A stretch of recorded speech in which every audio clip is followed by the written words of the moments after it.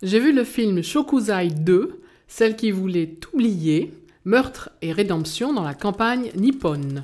Le grain de sel de Claire. Vive le cinéma!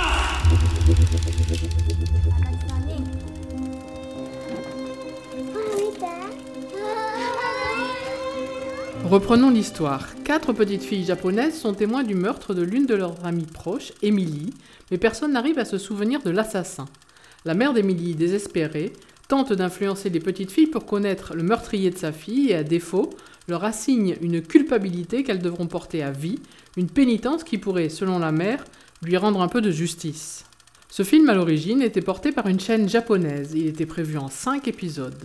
Il est proposé au public français sous forme d'un film qui paraît au cinéma en 2 parties. Ainsi, le tournage et les moyens n'ont pas été ceux d'un long métrage, le réalisateur ayant été mis à l'amende dans son propre pays, et comme souvent, nul n'est prophète et patin couffin.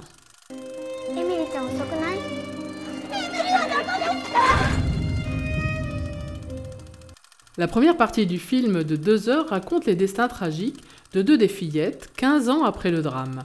La seconde, qui vient de sortir en salle, dévoile le destin de 2 autres petites filles, mais aussi la phase de rédemption par laquelle passera le meurtrier, ainsi que la souffrance et l'implication de la mère dans l'assassinat de sa propre fille.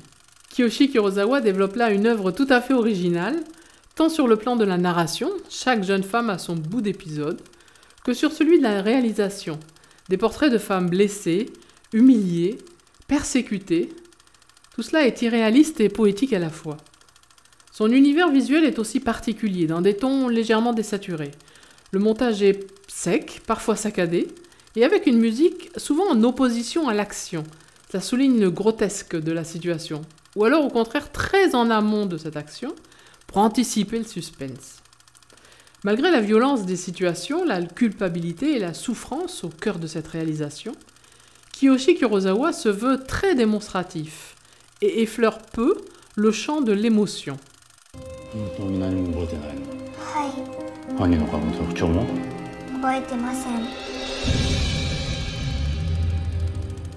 Une œuvre donc singulière, froide et méthodique, impeccablement dirigée, dans une société dont le sens des valeurs nous est peu familier.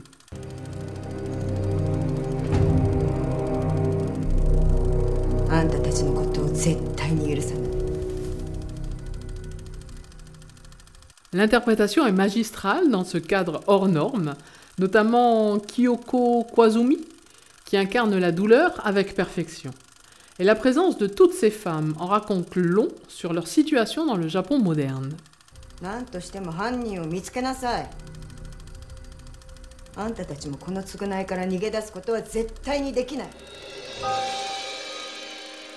On découvre dans ce film un Japon peu filmé, celui des petites campagnes ordinaires, de ces maisons qui pourraient être maçonnées aux collines par exemple d'un Périgord ou d'une autre région verdoyante, mais aussi celui de la pauvreté et des classes moyennes. Enfin, ce deuxième opus est construit en 3 parties, la dernière étant la révélation des motivations du meurtrier. Kurosawa ne nous épargne rien de son processus de pensée et traque chaque détail de l'histoire, de cet engrenage morbide qui ensanglantera tant de destinées. Une réalisation moins aboutie, plus mécanique et surtout trop bavarde pour enfoncer chaque point sur son i. Allez, j'arrête mon cinéma comme disait papa et je vous souhaite une bonne séance. Vive le cinéma!